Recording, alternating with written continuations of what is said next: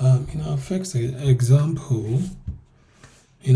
example, where we are calculating the sum of a list of numbers, in the last episode we found out that we would have to create three functions to make that work. The first one is the function to get numbers from the user, but unfortunately the numbers you get from the user, it will be a string. It's just the way the input method works. The input method is the method for accepting or prompting the user to put in values into the program. Now, when you receive input from users, it comes in the form of a string. That's what happens. We have to convert it to a list of strings and then to a list of numbers, which we can then take to the second function where we calculate the sum of the list of numbers. So let's go to our editor. Now the first thing you want to do is define your function, and in Python you do that by saying def and with the name of the function. This is the name of the function, then def with a colon over there. All right, now we've named our function get numbers because we are getting numbers from user. The next thing you want to do now is use the input method to ask the users for number. So you want to ask the user for input using the input method, and then you save it in the input string variable. So we create a variable to save whatever the user inputs. Now if you look at this is the input string variable, which is saving the input method from the user. So this will collect the user's input. This equal to means it is saving it. It is assigning that input to this variable, right? After I do that, the next thing is to convert that the string. I told you the input method receives inputs in the form of string. So you have to convert that list of string that you will receive to what? A list of, you convert it. It receives, the input method receives input as string. Now you will convert that string to a list of strings. I will show you how that works now, and then you save it as a list of strings. Now the formula for that, or the code for that, is this. With these input strings that's here, when you apply the .split method on it, what happens? It returns a list of substrings. Right, basically what it does, it returns a list of strings. So if it was one string before, now it's like 5 or 6 strings, depending on the number of items you imputed. If you imputed 5 items, it is now a list of 5 strings, when before it was just one string of 5 items. Now it's 5 strings of 5 items. Now the next thing you do to your list of strings was to convert it to a list of numbers, right? Because we need numbers to be able to calculate sum. Then we save it in the numbers variable. So now we have the numbers variable is equal to this. This is what convert the list of strings to list of numbers, right? As you can see, int num means convert every item in the list to an integer. Look at it. This is the list of strings. For num in this means go through every item in this list and convert each of those numbers to integer. That's what this means. All right. And then the next thing you want to do, you return the variable numbers. And then, but because we want to see what comes out, we are printing it. We should have written return there like the comment said, but we want to see it right now, so we are printing it. All right, and then in order to run this function, we have to call it, and this is how you call a function. You write it without the def, but you take it to the wall. Don't let it be in front here. Don't let it be there. Take it back to the wall, out of this code block, right? All right. So let's run it. Yeah, you can press this run, then you type your numbers here, 2 space 3 space 4 space 5. Press enter. It has given us our number. Now to see exactly what's happening, we can edit the input method. Call it type your numbers here. All right.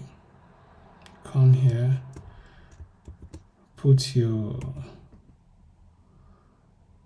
colon here, and yeah, that's it. And then you come here in the print, you can type your list of numbers are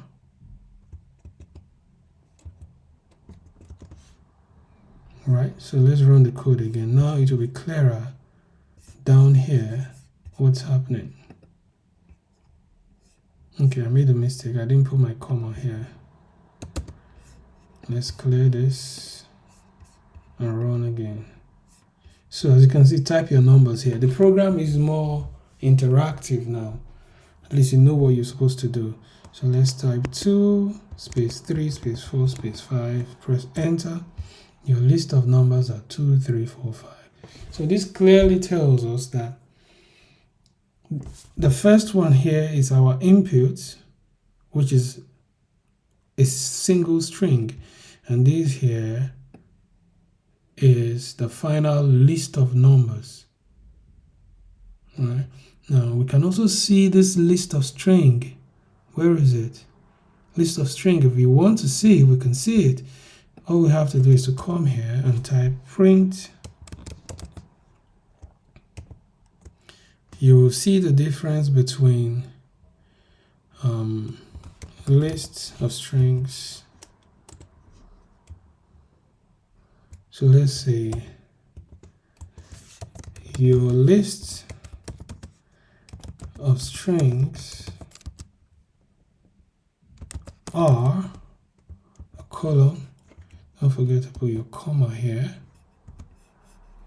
So we can also print the type. Just so we're clear, print type list of strings. Under that, while under the list of numbers, we can also print type list of, oh, just the numbers, because that's what it is, numbers. Right, so let's run 3 space 4. Oh, did we run it? Let's type it here, 3 space 4 space 5 space 6. So what are we seeing here? We're seeing your list of strings are 3, 4, 5, 6. That's this line 9 running. Can you see? You know they are strings because they have the quotation marks, right? And it says they belong to a class list. So this list of strings belongs to a class list. It's of the list data type. And then list of numbers, as you can see, they don't have the quotation marks because we've converted it using this line, the for loop, right? And as you can see, they also belong to a class of lists. So both the numbers and the list of strings, they are both lists, but it's just that one has strings in them and one has numbers. The one that has strings was converted from this. Sorry, was converted from this, a single string, to a multi-item string. And we did that by splitting. And we now converted this splitted string to integers by running this for loop using the int method, right? So basically that's that, and we can now see the data type is list and list over here. So we have been able to perform this function, this first one. In the next video we will focus on this. And in order to be able to run this, what we have to do is everything we use to test our code, it's time to remove it. So we remove this one, remove that number 10, remove number 9 as well. They were all to print out what we're doing. What else are we to remove? Your list of numbers, we can remove that now. And what do? We press return numbers. Why do we use return numbers? We use return numbers because you only print numbers, you print when you want to see what you're doing. Otherwise, you return it, so that what return does is when this function runs, you press return numbers. It takes the value from this and sends it here so that this function can run with that value. You understand? So return is important because the return statement is what connects all these functions. It returns. The code runs runs in this function. When it finishes, return the final value, which is return numbers.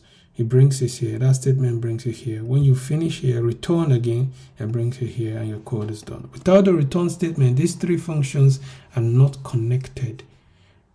That's what I'm saying. The return statement connects all of them, so they produce the final result.